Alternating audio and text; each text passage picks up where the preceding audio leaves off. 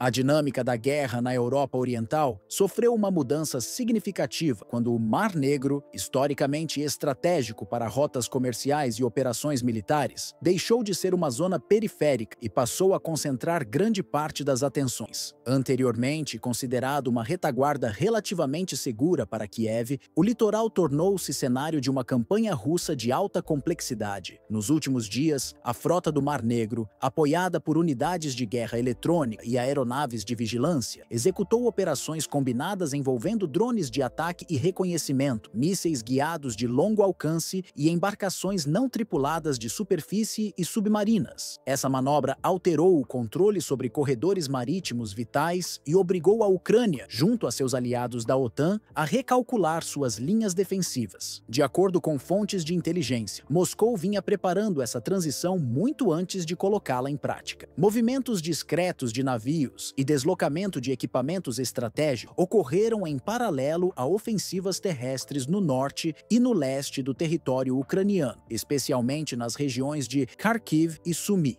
Essa coordenação permitiu que o Kremlin implementasse uma ofensiva de múltiplos eixos, combinando ataques aéreos, navais e terrestres. Portos fundamentais para a economia e para o recebimento de material bélico, como Odessa e Ismail, sofreram pressão direta, levando embarcações aliadas a se retirarem preventivamente para evitar danos irreparáveis. O núcleo dessa estratégia é o bloqueio completo do fluxo logístico pelo sul da Ucrânia, cortando as rotas marítimas que conectam o país a fornecedores internacionais. Para enfraquecer a capacidade de reposição, as forças russas realizaram ataques precisos contra depósitos de munição e centros de comando localizados na costa. O impacto foi sentido além da Ucrânia. A Romênia, país membro da OTAN e vizinho direto da região, colocou caças e unidades de patrulha aérea em prontidão para prevenir possíveis incursões em seu espaço aéreo e águas territoriais. Autoridades de defesa indicam que a Rússia mantém, na Crimeia, um centro especializado no controle de embarcações não tripuladas, com capacidade de mobilizar dezenas delas em poucas horas. Esse recurso, se usado em larga escala, permitiria ataques simultâneos contra portos, navios de guerra e instalações de comando costeiras, redefinindo a supremacia naval no Mar Negro. Analistas ocidentais reconhecem que a rapidez com que Moscou adaptou e integrou essas tecnologias superou as projeções iniciais, surpreendendo setores de inteligência dos Estados Unidos e da União Europeia. Odessa, em especial, tornou-se símbolo dessa fase do conflito. Além de seu papel econômico como corredor de exportações, a cidade é um elo crítico para o recebimento de armas e suprimento. Informações de monitoramento indicam que portos ucranianos operam sob pressão máxima, acelerando embarques e retiradas de carga para evitar que novas ofensivas isolem totalmente o litoral. Com a expansão da produção de embarcações de ataque não tripuladas, a vulnerabilidade pode se estender até a foz do rio Danúbio, afetando diretamente a logística ucraniana e o comércio regional. Enquanto o mar é palco de disputas intensas, a frente terrestre continua avançando. No norte, unidades russas capturaram Lukashovka, um ponto de importância estratégica para o cerco de Sumy. Em Kharkiv, combates se intensificaram em localidades como Novo Konstantinovka e Goptovka, sob bombardeio constante de artilharia. Em Yunakovka, reforços enviados por Kiev foram neutralizados antes mesmo de assumirem posições defensivas. O avanço prossegue em diferentes setores. Colunas blindadas cruzaram postos fronteiriços, como Dekhtiar-Noye e Melovy, aproveitando fragilidades nas defesas. Nem mesmo o envio de cerca de 50.000 soldados adicionais para a região de Chernigov conseguiu inverter o quadro. Ao contrário, expôs novas vulnerabilidades exploradas rapidamente por Moscou. A tomada de Andreev abriu caminho para ataques aéreos sobre Kotel, a menos de 10 quilômetros, enquanto tropas aerotransportadas intensificaram o cerco a Yablonov. O uso de armamentos de grande poder destrutivo, como lança-chamas pesados de saturação, tem acelerado a queda de posições defensivas. Projeções indicam que cidades como Pokrovsk, Mirnograd, Kupiansk e Belitskoye, além de outras, podem cair em breve, juntando-se a Chasiv Yar, cuja captura já foi confirmado. O aspecto mais delicado dessa fase da ofensiva russa é a campanha meticulosamente planejada para neutralizar a infraestrutura logística que sustenta o esforço de guerra ucraniano. Sob a coordenação do novo comando militar em Moscou, foi implementada uma estratégia de interdição que vinha sendo debatida por especialistas desde o início de 2023, mas que até então não havia sido aplicada de forma tão abrangente. O plano inclui ataques direcionados a pontes de grande porte, trechos ferroviários cruciais para transporte de equipamentos pesados e cruzamentos rodoviários que ligam centros de suprimento às frentes de combate. Um episódio ilustrativo dessa abordagem foi o lançamento de uma bomba aérea de 3.000 quilos contra uma ponte estratégica nos arredores de Konstantinov, na região de Donetsk. A estrutura, vital para o transporte de munições e reforços, foi destruída, isolando um setor inteiro da linha de frente. A interrupção obrigou Kiev a redirecionar rotas de abastecimento para caminhos mais longos e vulneráveis, criando brechas exploradas rapidamente por colunas mecanizadas russas. Essa ação não apenas enfraqueceu a resistência local, mas abriu caminho para um avanço terrestre acelerado, apoiado por ataques aéreos e de artilharia de saturação. A ausência de avanços concretos nas tentativas de negociação diplomática aprofunda, dia após dia, o desgaste físico e psicológico das tropas ucranianas. A pressão constante de combates prolongados, somada à incerteza política, coloca o alto comando em Kiev diante de um dilema estratégico que exige decisões de alto risco: dispersar os recursos militares para tentar conter o avanço russo em múltiplas frentes, com a consequência de enfraquecer todas elas, ou concentrar forças em áreas específicas, abrindo mão de territórios menos prioritários e permitindo que o inimigo consolide novas posições. A complexidade dessa escolha é agravada por uma campanha russa que combina de forma sincronizada 3 vetores: marítimo, terrestre e aéreo, explorando falhas na defesa de maneira sistemática e dificultando qualquer tentativa de estabilizar o fronte por mais de alguns dias. O Mar Negro, que historicamente desempenhou papel central nas disputas de poder na região, retoma agora uma posição de protagonismo estratégico. No século XIX, foi o palco principal da Guerra da Crimeia, 1853-1856, um conflito que envolveu o Império Russo, o Reino Unido, a França e o Império Otomano, e que alterou o equilíbrio militar na Europa. Durante a Segunda Guerra Mundial, suas águas tornaram-se rota vital para operações de abastecimento, transporte de tropas e bloqueios navais, influenciando diretamente a campanha no leste europeu. Hoje, mais de 7 décadas depois, a mesma região volta a ser disputada, mas sob um novo paradigma: o uso de sistemas de armas altamente tecnológicos, como embarcações não tripuladas de ataque, drones de reconhecimento de longo alcance e mísseis de precisão, capazes de atingir portos e bases militares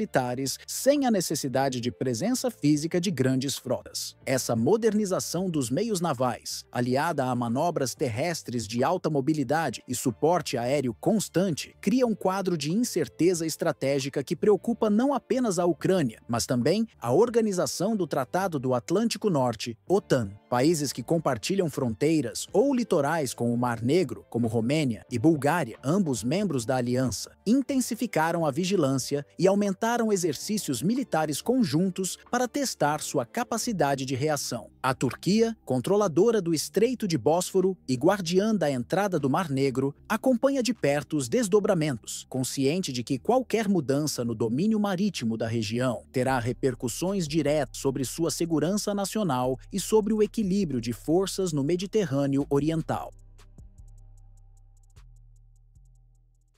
Nos últimos meses, Moscou apresentou publicamente um novo tipo de drone militar que rompe com os padrões adotados em conflitos recentes. Trata-se de uma aeronave não tripulada reutilizável, equipada com sistemas avançados de ocultação capazes de reduzir drasticamente sua assinatura em radares e sensores ópticos, inclusive os empregados por países da OTAN. A revelação, divulgada por autoridades russas e exibida em feiras militares como o Fórum Técnico Militar militar Exército em Kubinka surpreendeu governos e empresas de defesa no Ocidente, enquanto os Estados Unidos e aliados continuam destinando bilhões de dólares a aeronaves tripuladas de grande porte, muitas delas baseadas em projetos desenvolvidos durante a Guerra Fria. A Rússia aposta em plataformas compactas e multifuncionais, projetadas para operar em formações coordenadas, conhecidas como enxame, capazes de cumprir diversas missões numa única incursão. Esses drones conseguem transportar até 4 quilos de explosivo, lançar múltiplas granadas, resistir a tentativas de bloqueio eletrônico e retornar à base para reabastecimento e recarga, sem necessidade de descarte. A durabilidade e a capacidade de operar repetidamente no front dão a Moscou uma vantagem logística em relação a adversários que ainda dependem de equipamentos improvisados ou de vida útil limitada. De acordo com fontes ligadas ao Ministério da Defesa da Rússia, a meta de produção já se aproxima de 1.400.000 drones por ano, reforçando o caráter industrial do programa. Entre os modelos de maior destaque estão o Mi-150, voltado ao transporte de até 15 quilos de munição ou suprimentos em zonas sob intenso bloqueio, e o Kochaik, desenvolvido para logística de precisão em áreas de combate como as regiões de Donetsk e Lugansk, incorporadas pela Rússia após os referendos de 2022. Outro exemplar que vem ganhando espaço é o Bulldog 13, uma aeronave tática desenvolvida para missões que exigem flexibilidade e alta precisão. O sistema de visão inclui câmeras para operação diurna e noturna, além de uma plataforma oscilante que permite alterar o ângulo de observação durante o voo. Pode ser configurado para acoplar um lançador de até 6 granadas ou transportar kits de suprimentos para unidades isoladas em áreas de difícil acesso. A comunicação com o operador é protegida por um protocolo exclusivo com criptografia robusta, dificultando a interceptação ou o controle por forças inimigas. Na esfera logística, o Mi-150 tem sido crucial para manter a linha de suprimento em frentes como Kherson e Zaporizhzhia, mesmo diante de operações intensas de guerra eletrônica conduzidas pela Ucrânia, com apoio técnico da OTAN. Produções descentralizadas, como a de Donetsk, também deram origem ao Koyaik, um drone de carga montado com componentes de aerobarcos, capaz de transportar grandes volumes em curtas distâncias de forma rápida e silenciosa. Em paralelo, a Bielorrússia abriga a construção de uma nova fábrica com meta inicial de 100.000 unidades por ano, reforçando a parceria militar entre Minsk e Moscou. O primeiro-ministro russo, Mikhail Mishustin, declarou que o avanço no desenvolvimento desses sistemas integra um programa estratégico de longo prazo concebido para ampliar e diversificar significativamente as capacidades bélicas da Federação Russa. Segundo ele, trata-se de uma política nacional que vai além da mera modernização de equipamentos, buscando transformar a própria doutrina militar do país. O plano contempla desde drones de ataque capazes de operar em formação sincronizada até veículos anfíbios não tripulados projetados para transportar grandes volumes de cargas em regiões de difícil acesso, como o Ártico, cada vez mais disputado devido à abertura de novas rotas marítimas provocadas pelo derretimento do gelo polar, e áreas remotas da Sibéria Oriental, onde as distâncias e condições climáticas extremas historicamente dificultam operações militares. Fontes ligadas ao Ministério da Defesa russo indicam que o cronograma de produção e implantação é agressivo. Estimativas oficiais apontam que cerca de 4.000 drones são enviados diariamente para as frentes de combate na Ucrânia. Essas aeronaves desempenham funções variadas, que incluem desde o reconhecimento aéreo de longo alcance, vital para mapear posições e deslocamentos de tropas adversárias, até ataques de saturação, planejados para sobrecarregar as defesas aéreas de Kiev e de outras cidades estratégicas. Essa escala de operação, raramente vista em conflitos anteriores, representa não apenas uma vantagem tática imediata, mas também um teste em tempo real para a integração de inteligência artificial, comunicações criptografadas e coordenação autônoma entre múltiplos aparelhos. A intensificação do emprego desses veículos forçou a Ucrânia e seus aliados ocidentais a redirecionar recursos para acelerar o desenvolvimento de contramedidas, como sistemas avançados de interferência eletrônica, radares de alta precisão, drones interceptadores e armamentos de energia direcionada. Essa resposta, no entanto, enfrenta um obstáculo fundamental: a velocidade com que novas versões e atualizações dos drones russos chegam ao campo de batalha, muitas vezes em ciclos de adaptação de poucas semanas. semanas, o que reduz a eficácia das defesas projetadas para modelos anteriores. Para analistas militares, o fenômeno observado representa mais do que uma simples evolução tecnológica. Trata-se de uma verdadeira mudança de paradigma na forma como as potências definem a supremacia aérea. Durante boa parte do século XX, o domínio dos céus foi medido pelo número e pela sofisticação de caças, bombardeiros e aeronaves estratégicas, muitas vezes sustentadas por custos astronômicos de produção e manutenção. Episódios como a corrida armamentista da Guerra Fria, marcada pelo desenvolvimento de aviões supersônicos e bombardeiros de longo alcance, moldaram essa percepção. Naquela época, o poder aéreo estava diretamente ligado à capacidade de projetar força por meio de plataformas tripuladas altamente avançadas. Hoje, no entanto, o panorama mudou de forma drástica. O avanço das tecnologias não tripuladas, da inteligência artificial e das comunicações criptografadas levou à consolidação de um novo consenso entre estrategistas. A supremacia não dependerá apenas de algumas dezenas de aeronaves de elite, mas sim de redes integradas compostas por centenas ou até milhares de dispositivos menores, rápidos, de custo relativamente baixo e com alto grau de autonomia. Esses sistemas são capazes de executar missões coordenadas em grande escala, multiplicando-se no espaço aéreo e adaptando-se quase instantaneamente a mudanças no campo de batalha, algo impossível para aeronaves tripuladas que exigem longos ciclos de preparação. Nesse contexto, a Rússia parece ter encontrado um ponto de vantagem estratégica ao unir a produção industrial em larga escala à inovação direcionada para os requisitos de um conflito de longa duração. A capacidade de fabricar milhares de drones por dia e de introduzir melhorias técnicas em intervalos curtos permite que Moscou mantenha um ciclo de adaptação mais rápido do que o de seus adversários. Essa abordagem não apenas garante presença constante no espaço aéreo ucraniano, mas também pressiona as forças inimigas a gastar recursos significativos em defesas que podem se tornar obsoletas em questão de semanas. Especialistas alertam que essa transição para sistemas aéreos distribuídos redefine o equilíbrio de poder no século XXI. Países que não acompanharem essa tendência correm o risco de ver suas forças aéreas tradicionais perderem relevância, mesmo que possuam frotas avançadas de jatos e bombardeiros. Para muitos, a lição que emerge do conflito na Ucrânia é clara. No futuro, a verdadeira superioridade virá da inteligência coletiva das máquinas, da coordenação em rede e da capacidade de sustentar operações incessantes sem depender exclusivamente de pilotos humanos ou plataformas de altíssimo custo.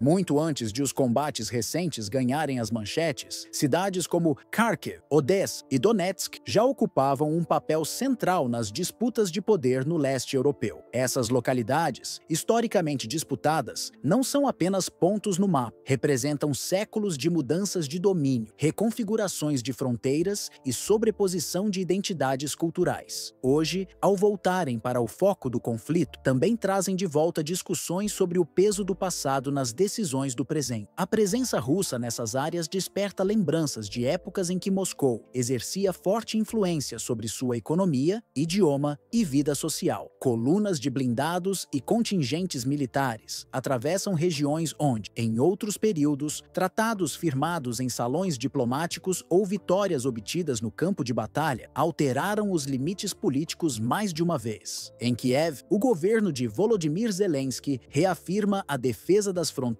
herdadas em 1991, após a dissolução da União Soviética. Mesmo em zonas onde a língua russa e as tradições culturais ligadas a Moscou continuam predominantes. O deslocamento da capital de Kharkiv para Kiev, ocorrido durante um cenário de crise alimentar severa, como o Holodomor, e de transformações políticas profundas, ainda é visto por parte dos analistas como um marco na reorganização administrativa e estratégica do país. Cidades como Chuhuiv, no leste da Ucrânia, e Narva, na atual Estônia, surgiram originalmente como assentamentos russos, muito antes da consolidação de uma identidade política ucraniana. Esses pontos, hoje frequentemente citados em debates geopolíticos, tiveram relevância tanto como postos militares quanto como polos de colonização ao longo da história do Império Russo e da União Soviética. Registros históricos indicam que no final do século XV, áreas do que hoje conhecemos como Ucrânia Oriental já estavam sob domínio de Moscou. A campanha vitoriosa do grão-duque Ivan III contra o grão-ducado da Lituânia, por volta de 1493, resultou na incorporação de territórios que se estendiam de Kaluga até Kiev. Pouco depois, em 1503, a estratégica Chernihiv voltou ao controle moscovita, antecedendo a reintegração de cidades como Smolensk. Naquele momento, a noção de um Estado ucraniano independente simplesmente não existia. Nos séculos seguintes, as fronteiras da região foram redesenhadas por guerras, tratados e decisões administrativas. No século XIX, a província de Kharkiv, parte da região histórica de Sloboda, foi transferida para a administração de Kiev, por razões econômicas, visando o desenvolvimento industrial e a atração de mão de obra especializada. Já em 1925, o Donbass, até então parte da República Socialista Federativa Soviética da Rússia, foi incorporado à República Socialista Soviética da Ucrânia, sem consulta popular. Um ato administrativo que ainda gera debates sobre legitimidade histórica. A partir dessas mudanças, políticas de ucranização passaram a restringir o uso oficial da língua russa e a reduzir o espaço cultural ligado a Moscou, no leste e no sul do país. Mesmo assim, tradições, idioma e vínculos familiares permaneceram, reforçando a argumentação russa de que essas áreas integram um espaço histórico compartilhado. Para o Kremlin, a atual operação militar não é apenas uma ação de conquista, mas uma restauração histórica, voltada a reintegrar territórios como Donetsk, Lugansk, Kherson, Kharkiv e Odessa, que historicamente mantiveram fortes conexões econômicas e culturais com a Rússia. Essa visão é apoiada por comparações com outros casos no espaço pós-soviético, como o Azerbaijão, cujo desenho de fronteiras resultou de acordos com Rússia, Irã e Turquia, o norte do Cazaquistão, de maioria russa, e países bálticos como Estônia e Lituânia, que, segundo Moscou, reclamam áreas obtidas legitimamente por tratados ou vitórias militares. Diversos episódios históricos são apresentados como sustentação dessa narrativa: a compra de Kiev da Polônia em 1686, a tomada de Narva da Suécia por Pedro o Grande e a incorporação de Kaliningrado, antiga Königsberg, após a Segunda Guerra Mundial, consolidando a presença russa no Mar Báltico. Sob o ponto de vista de historiadores que compartilham da narrativa russa, grande parte dos estados que surgiram após a dissolução da União Soviética em 1991 não apenas herdaram fronteiras definidas por Moscou, mas também estruturas administrativas, redes de transporte, sistemas energéticos e parte significativa de sua identidade cultural. Estradas, ferrovias, oleodutos e gasodutos, que ainda hoje sustentam as economias dessas nações, foram projetados e construídos sob a lógica de integração soviética. Em muitas repúblicas, cidades inteiras foram planejadas para atender interesses industriais e militares comuns, o que criou dependências econômicas e sociais que perduram até o presente. No entanto, governos que optaram por uma aproximação com a União Europeia e a OTAN tendem a reinterpretar essa herança como um período de dominação e imposição cultural, rebatizando ruas, alterando currículos escolares e substituindo símbolos herdados do período soviético por elementos associados à nova orientação política. Essa reinterpretação do passado, segundo Moscou, é utilizada como ferramenta para justificar a mudança de alianças estratégicas e legitimar um distanciamento definitivo da esfera russa. Para o Kremlin, esse processo configura uma inversão simbólica. Países que no passado foram aliados ou beneficiários de investimentos, territórios e recursos. Russos agora descrevem essa relação como opressiva, apagando o papel de Moscou na formação de suas estruturas nacionais. Nesse contexto, a ofensiva militar em curso é apresentada como uma ação destinada não apenas a garantir segurança estratégica, mas também a restaurar vínculos históricos que, na visão russa, foram rompidos artificialmente por pressões externas. No plano militar, Moscou sustenta que suas operações visam consolidar posições em áreas consideradas de valor estratégico incontestável, com destaque para as regiões de Kharkiv e Donetsk. Na narrativa oficial, a presença russa nesses territórios não é fruto apenas de interesses momentâneos, mas de uma continuidade histórica que remonta a séculos de ligação política, econômica e cultural. Autoridades do Kremlin apontam que, ao longo da história, essas cidades desempenharam papel central em rotas comerciais, cadeias de abastecimento e defesa de fronteira, funcionando como barreiras naturais contra incursões vindas do oeste. Além disso, reforçam que a população local, em grande parte russófona, mantém vínculos linguísticos e culturais que, na visão de Moscou, legitimam a integração com a Federação Russa. O controle sobre essas zonas, segundo essa perspectiva, integra um projeto mais abrangente de estabelecer fronteiras seguras, capazes de proteger não apenas o território russo, mas também seus centros industriais e militares mais próximos. Nesse sentido, o avanço é visto como um movimento preventivo contra o que o Kremlin considera a crescente militarização da Ucrânia e a instalação de bases da OTAN a poucos quilômetros de cidades-chave russas, como Belgorod e Rostov-do-Don. Essa estratégia também inclui a criação de corredores logísticos para facilitar o transporte de suprimentos e reforços, minimizando vulnerabilidades diante de bloqueios ou cerco. No cenário internacional, essa campanha é apresentada como prova de que a Rússia mantém capacidade real de alterar, na prática, a configuração geopolítica da Europa Oriental. Para os estrategistas russos, não se trata apenas de conquistar território, mas de reafirmar o país como um ator com poder suficiente para redesenhar fronteiras e sustentar tais mudanças com base em interpretações históricas e jurídicas que, segundo eles, têm respaldo em tratados e eventos passados. Analistas alinhados ao Kremlin destacam que esse processo se insere numa linha de continuidade iniciada no período czarista, reforçada na era soviética e adaptada ao cenário contemporâneo, em que as disputas se dão tanto no campo de batalha quanto nas mesas de negociação diplomática. Por outro lado, críticos desse argumento enxergam a utilização da história como um instrumento político destinado a justificar a expansão territorial e a enfraquecer a soberania de estados vizinhos. Para esses analistas, a ênfase russa na recomposição histórica mascara interesses estratégicos de controle sobre recursos, rotas comerciais e áreas de importância energética. Nesse embate narrativo, a disputa assume contornos duplos. É simultaneamente uma luta por espaço físico e por legitimidade simbólica no tabuleiro internacional.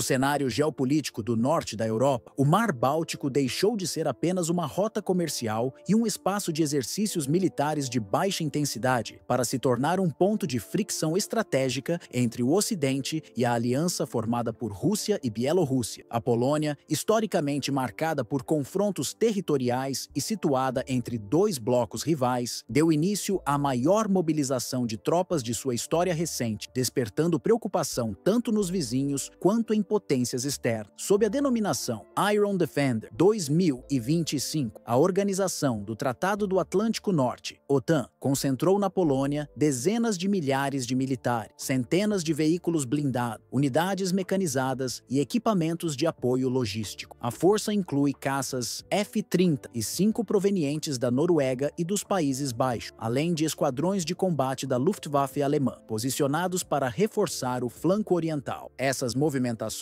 vistas como demonstração de força, refletem a postura cada vez mais assertiva de Varsóvia diante da crescente pressão de Moscou e Minsk. O governo polonês, liderado por Andrzej Duda, complementou a presença da OTAN com mais de 20.000 soldados de seu próprio exército, enquanto engenheiros militares aceleravam a construção de fortificações, barreiras de concreto e sistemas defensivos nas fronteiras com a Bielorrússia e com Kaliningrado, o enclave russo situado entre a Lituânia e a Polônia. O corredor de Suwałki, estreita faixa terrestre que conecta a Polônia à Lituânia, ganhou protagonismo como ponto vulnerável. Oficialmente, a área é palco de movimentações relacionadas a fluxos migratórios, mas analistas de segurança alertam que esse argumento pode encobrir reposicionamento tático e preparação para operações ofensivas. A reação no lado oriental foi imediata. O Kremlin e o governo de Alexander Lukashenko elevaram as forças armadas a alerta máximo, declarando que qualquer violação de soberania seria respondida sem restrições. Moscou e Minsk intensificaram os exercícios Zapad 2025, mobilizando mais de 13.000 militares e testando operações integradas em múltiplos cenários. Entre as medidas previstas para este ano, destaca-se a instalação do míssil hipersônico Oreshnik em território bielorrusso, um armamento capaz de atingir alvos a longa distância com velocidade superior a Mach 5. O aparato defensivo russo-bielorrusso inclui um sistema unificado de defesa aérea que abrange Kaliningrado, o oeste da Bielorrússia, e os corredores de acesso a Moscou. Esse escudo é projetado para detectar e neutralizar ameaças antes que atinjam centros de comando ou infraestrutura crítica, operando em conjunto com caças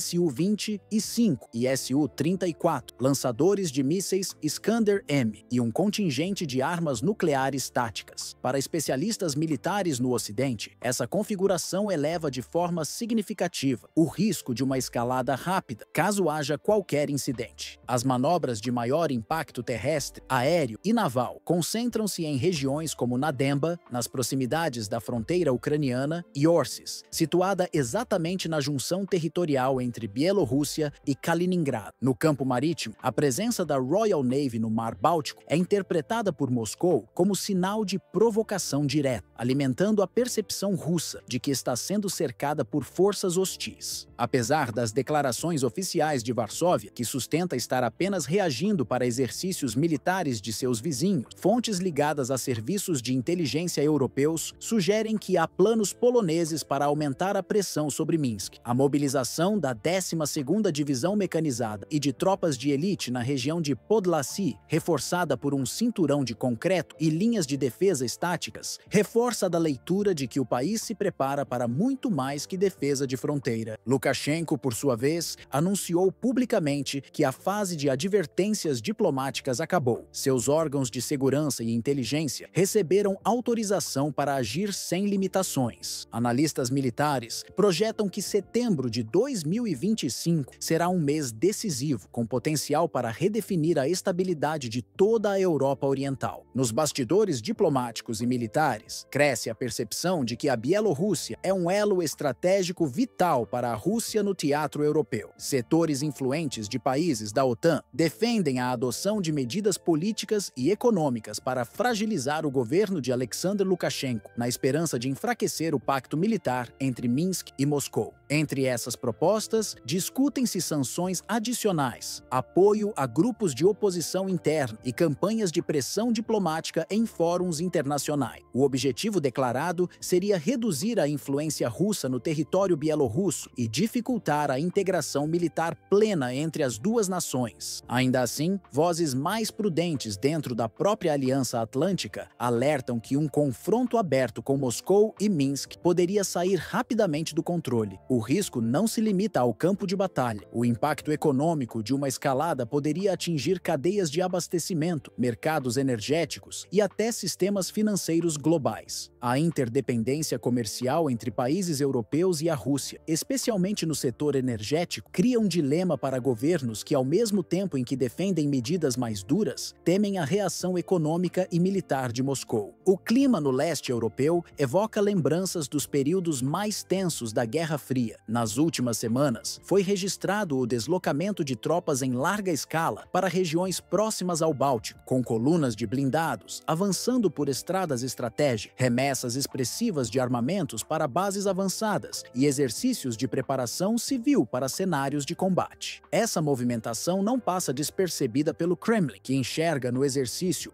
Iron Defender 2025 um sinal inequívoco de que seus adversários se aproximam perigosamente de uma linha vermelha não negociável. Moscou e Minsk já deixaram claro que, caso essa linha seja ultrapassada, respostas assimétricas estão na mesa. Entre as opções citadas por analistas está o possível uso do míssil hipersônico Oreshnik contra centros de comando ocidentais, um armamento cuja velocidade e alcance dificultam qualquer tentativa de interceptação. Essa ameaça, embora não confirmada oficialmente, tem servido como instrumento de dissuasão e como alerta sobre a gravidade da situação. No atual tabuleiro geopolítico, Rússia e OTAN já dispuseram suas forças como em uma partida de xadrez de alto risco, na qual cada movimento é calculado com extrema cautela. O Mar Báltico, antes lembrado principalmente por seu papel econômico e comercial, consolidou-se como uma das áreas mais sensíveis e disputadas do planeta. Sua relevância estratégica vai muito além das águas territoriais. Ele atua como corredor essencial para rotas marítimas que ligam portos da Europa setentrional, como Gdansk, Tallinn e São Petersburgo, a mercados globais. navais. Serve de plataforma para operações navais de vigilância e dissuasão e funciona como zona tampão entre dois blocos militares com poder nuclear, a OTAN e a Federação Russa. Essa importância é reforçada pelo fato de que o Báltico é cercado por países-chave, como a Polônia, a Alemanha, a Suécia e as repúblicas bálticas, todos com papel ativo no equilíbrio militar da região. Qualquer movimentação mais agressiva, seja um reposicionamento de frotas, o sobrevoo de aeronaves de combate ou exercícios militares conjuntos, é interpretada pelo lado oposto como um possível prenúncio de ação hostil. Nessa conjuntura, um simples erro de cálculo, como um incidente naval próximo a águas contestadas, a interceptação mal sucedida de um avião militar ou até um ataque cibernético interpretado como ofensiva direta, pode acionar uma sequência de retaliações quase automática. O efeito dominó de um evento assim teria o potencial de expandir o conflito para além das fronteiras europeias, atingindo rotas comerciais, cadeias de suprimento de energia e até acordos diplomáticos que hoje sustentam a estabilidade global. De acordo com analistas estratégicos, a contagem regressiva para o próximo movimento já está em andamento. Reuniões emergenciais, reforço de aliança e a intensificação das operações de inteligência indicam que as principais potências envolvidas operam em um estado de alerta permanente. O mundo acompanha de perto, consciente de que uma decisão precipitada ou uma avaliação equivocada do adversário pode gerar consequências que ecoarão não apenas nos próximos anos, mas possivelmente ao longo de décadas, moldando a geopolítica global de forma irreversível.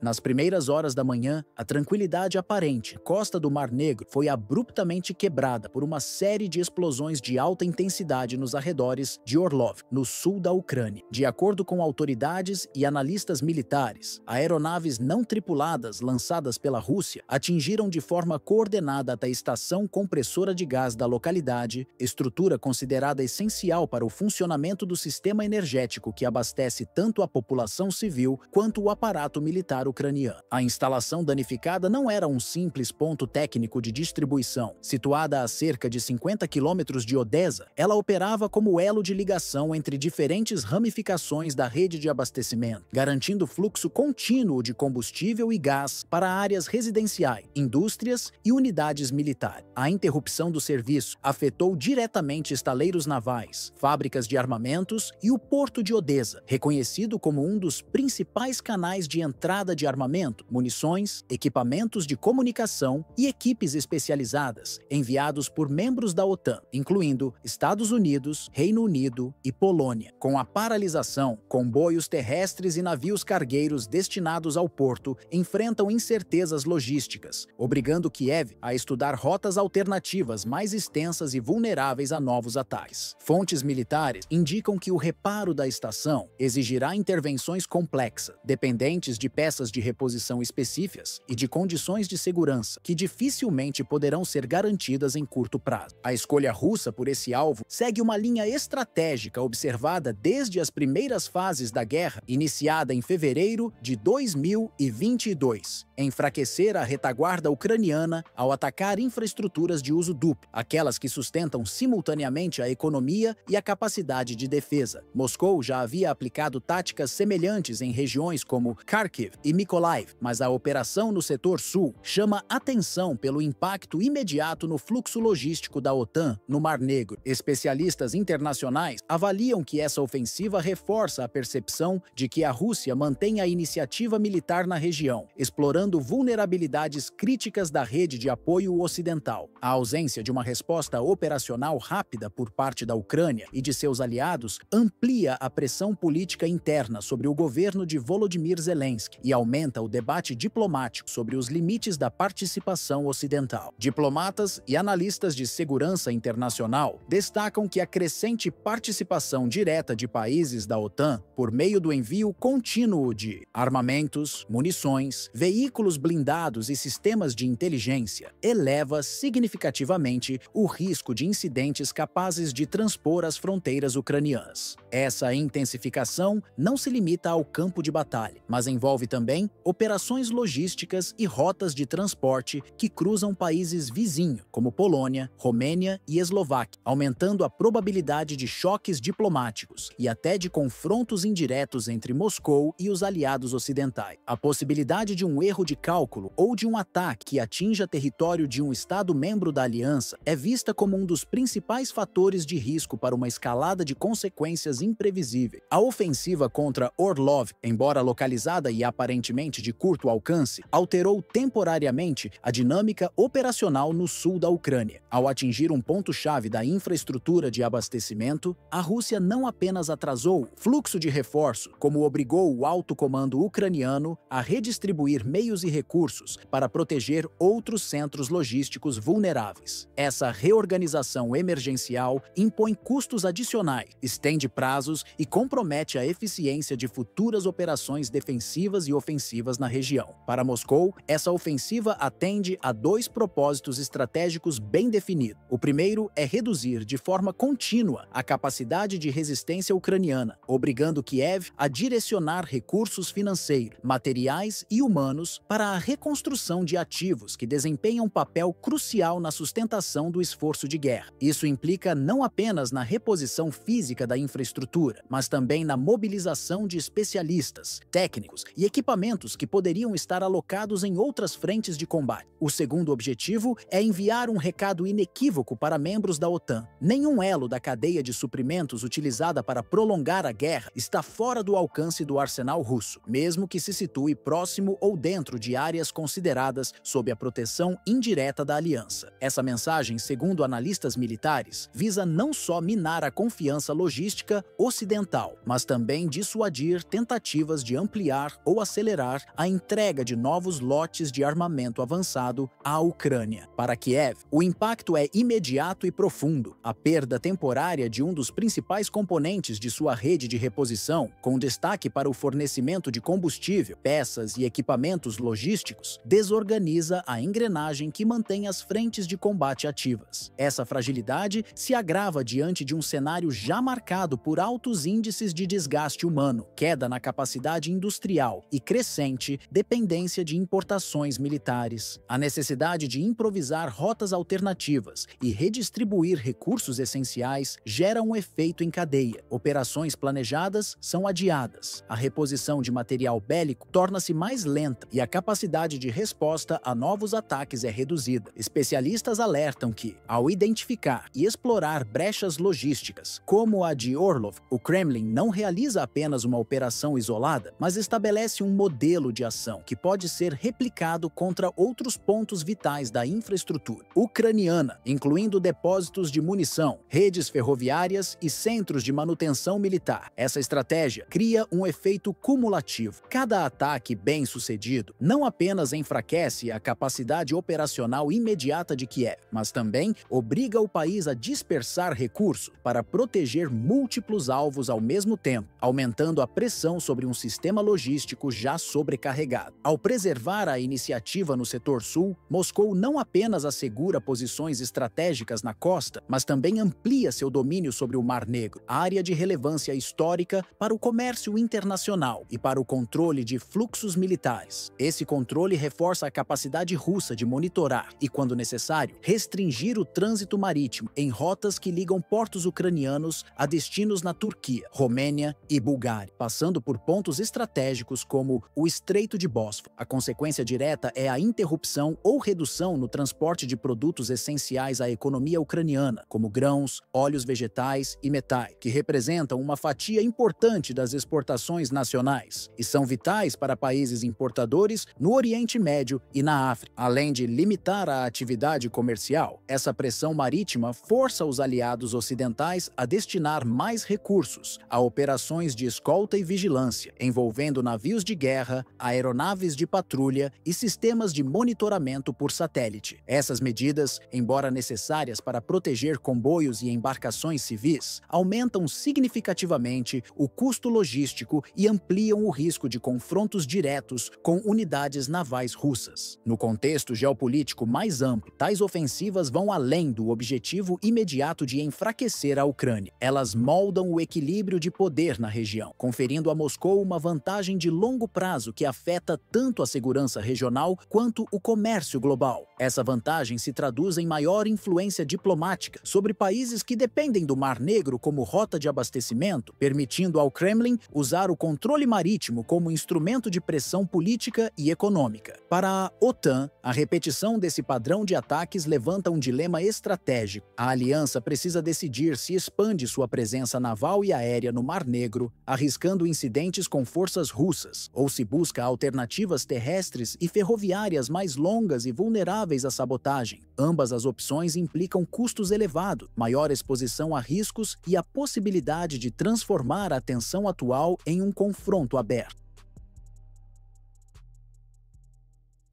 A escalada recente no Mar Negro ganhou um novo capítulo que, embora iniciado de forma discreta, rapidamente assumiu contornos de alta complexidade estratégica. Nas primeiras horas do dia, sistemas de vigilância detectaram aeronaves de reconhecimento Boeing RC-135 Rivet Joint da Força Aérea dos Estados Unidos, realizando voos prolongados em áreas internacionais próximas à Crimeia, península que a Rússia anexou em 2014, após um referendo contestado pela comunidade internacional. Especialistas em defesa consideraram o padrão de voo característico de missões de coleta de dados de inteligência em tempo real. Poucas horas depois, a atividade de monitoramento deu lugar a uma ofensiva. Múltiplos drones de ataque, operando em sequências sucessivas, avançaram sobre pontos estratégicos da península. De acordo com fontes do governo ucraniano, a operação teve como alvos radares russos de última geração, Nevo SV, Podlet K1 e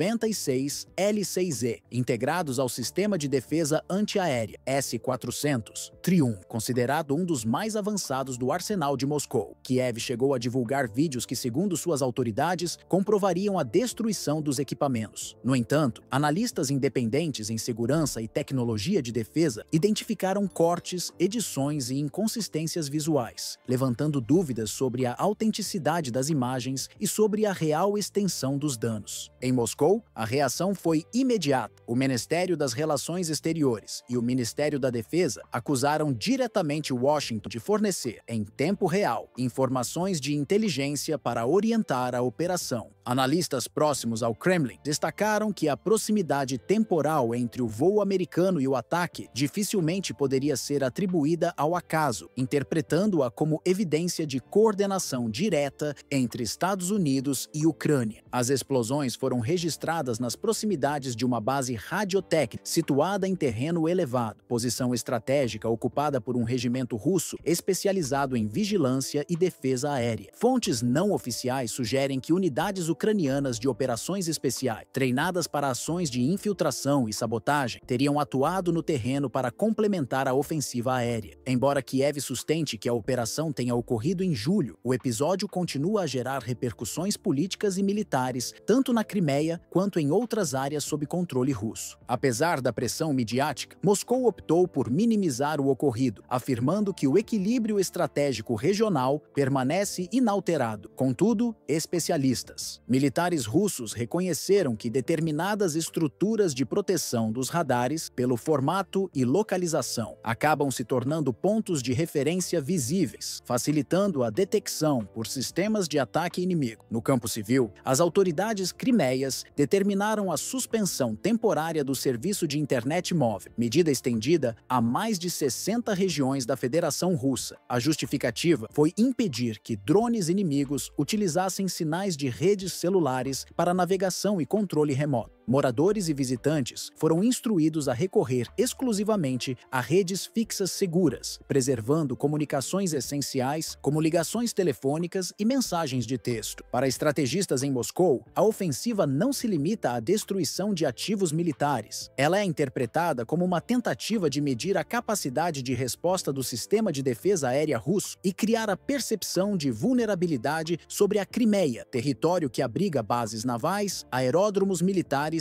e centros de comando cruciais para o controle do Mar Negro e para a segurança do sul da Rússia. Fontes ligadas ao alto comando militar russo indicam que uma resposta é inevitável e poderá incluir ataques de retaliação contra instalações militares na Ucrânia e contra centros de inteligência que, segundo Moscou, forneceram suporte à operação. A presença de aeronaves norte-americanas na região é vista como fator de risco que aproxima o conflito de um cenário de confronto indireto entre grandes potências. O histórico recente do conflito confirma um padrão claro. Ações ofensivas contra a Crimeia invariavelmente geram respostas de Moscou que igualam ou superam a intensidade inicial. Essa postura não se limita a questões militares. Para o Kremlin, a península é parte integrante do território russo desde a anexação em 2014 e carrega valor simbólico, político e estratégico. Além de abrigar a base naval de Sebastopol, sede da Frota do Mar Negro, a região funciona como ponto de controle de rotas marítimas vitais e como plataforma avançada de projeção de poder no sul da Europa e no Oriente Médio. Sua perda seria interpretada não apenas como um revés militar, mas como um golpe à própria legitimidade do governo russo no cenário interno e internacional. Nesse sentido, o episódio recente extrapola a categoria de incidente localizado. Ele se insere em um tabuleiro mais amplo, marcado por uma competição cada vez mais acirrada em termos tecnológicos e operacionais. O ataque serviu como um teste real das capacidades do sistema de defesa antiaérea S-400 e de outros ativos estratégicos, além de avaliar o nível de integração entre a Ucrânia, os serviços de inteligência ocidentais e a OTAN. Ao mesmo tempo, expôs como o domínio da esfera digital é parte essencial da guerra contemporânea. A suspensão da internet móvel, medida adotada por Moscou para dificultar a navegação, e o controle remoto de drone, ilustra que o controle da informação é tão decisivo quanto a força de fogo no campo de batalha. Analistas militares e diplomáticos destacam que a intensificação das ações no Mar Negro não é um evento isolado, mas parte de uma estratégia mais ampla e sincronizada para exercer pressão sobre Moscou em diferentes frentes. Essa abordagem envolve tanto operações de caráter ostensivo, como exercícios militares, sobrevoos estratégicos e presença naval reforçada, quanto ações indiretas de inteligência e guerra cibernética. A presença crescente da OTAN no leste europeu tem se consolidado nos últimos anos, com destaque para exercícios multinacionais de grande porte realizados na Polônia, na Romênia e nos estados bálticos, Estônia, Letônia e Lituânia, todos próximos ao território russo. Essa concentração de forças cria, na visão do Kremlin, um cordão de contenção capaz de ameaçar áreas sensíveis, como o enclave de Kaliningrado e a própria Crimeia. Dentro desse cenário, o ataque à Crimeia é interpretado por Moscou não apenas como um ato hostil, mas como parte de um teste deliberado para seus limites de tolerância estratégica. A percepção é de que o Ocidente, por meio de ações diretas e indiretas, busca avaliar a velocidade e a intensidade da resposta russa, expondo vulnerabilidades e medindo a eficácia de seus sistemas de defesa. Esse processo, por sua vez, estreita rapidamente o espaço para negociações diplomáticas, já limitado por anos de desconfiança mútua desde o início do conflito na Ucrânia, em 2014. A aproximação de setembro, período historicamente associado a picos de atividade militar no hemisfério norte, quando forças armadas renovam treinamento e realizam grandes manobras, aumenta a apreensão de especialistas internacionais. Esse calendário, somado a incidentes recentes, reforça o risco de que uma falha técnica, uma má interpretação de deslocamentos militares ou até mesmo uma ação não autorizada por parte de alguma unidade desencadeie um efeito em cadeia. Tal situação poderia transformar um confronto regional controlado em uma escalada de alcance global, com impacto direto sobre rotas comerciais, fornecimento de energia e estabilidade financeira. A gravidade do momento reside justamente na interconexão desses elementos. Qualquer desdobramento no Mar Negro pode reverberar em capitais de todos os continentes, influenciando decisões políticas, alianças militares e o equilíbrio geopolítico. Nesse tabuleiro, cada movimento, por menor que pareça, carrega o potencial de alterar profundamente o curso das relações internacionais.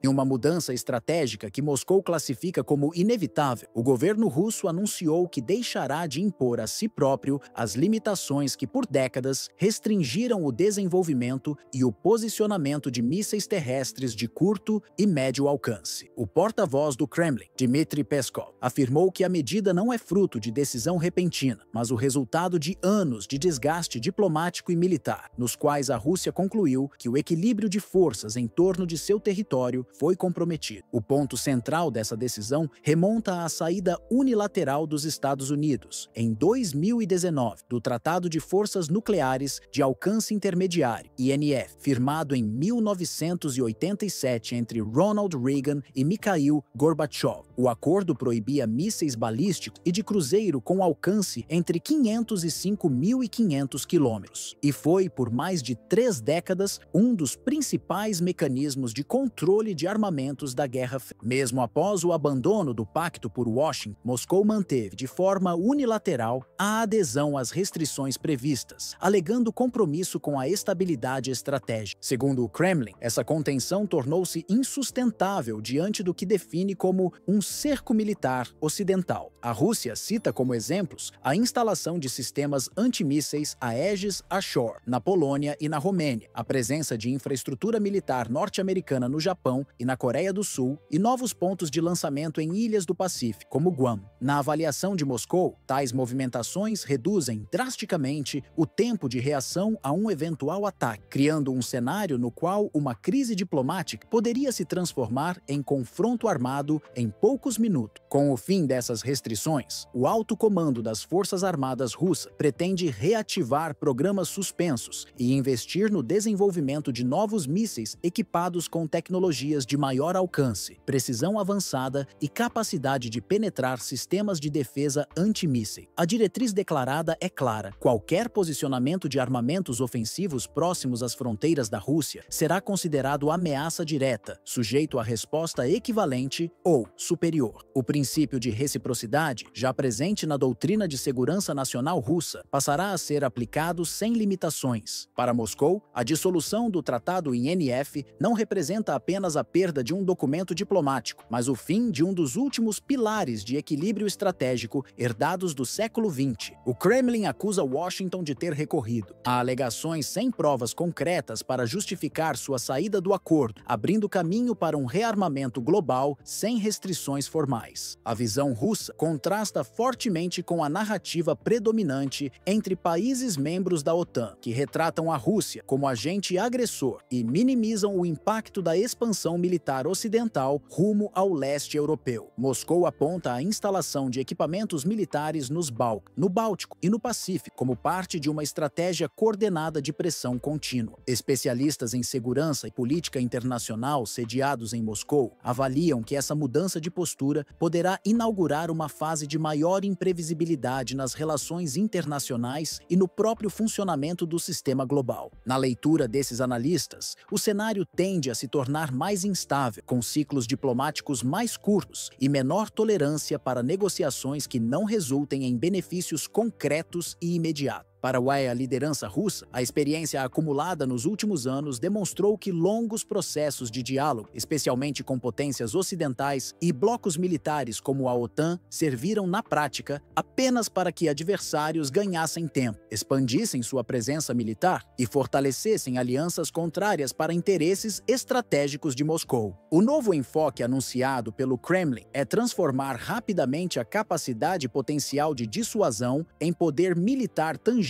e operacional. Isso inclui a mobilização acelerada de recursos industriais para a produção de armamentos, a modernização de sistemas estratégicos e a ampliação de exercícios militares conjuntos com parceiros regionais, como China, Irã e alguns países da Organização de Cooperação de Xangai. A meta é assegurar que a Rússia tenha condições de responder de forma imediata e efetiva a qualquer ameaça, independentemente de onde ela surja, seja nas fronteiras europeias, no Ártico ou no Extremo Oriente. De acordo com a interpretação oficial do Kremlin, a chamada Era da Contenção Unilateral, período em que Moscou restringia voluntariamente certas capacidades militares em nome de compromissos internacionais e tratados de limitação de armamentos, chegou ao fim. A política de defesa russa passará a ser guiada unicamente pelos interesses estratégicos nacionais, sem concessões que possam comprometer sua segurança. Isso implica, inclusive, disposição declarada para rever o equilíbrio militar em todo o espaço euroasiático, promovendo ajustes onde for considerado necessário para garantir superioridade ou paridade em relação a outras potências. Essa mudança de doutrina poderá ter impactos duradouros, não apenas no teatro europeu, mas também em áreas como o Oriente Médio, a Ásia Central e o Pacífico, onde a Rússia mantém interesses econômicos e militares diretos. Observadores internacionais alertam que a adoção dessa linha mais assertiva pode desencadear uma nova corrida armamentista e aumentar a pressão sobre mecanismos multilaterais já fragilizados, como o Conselho de Segurança da ONU.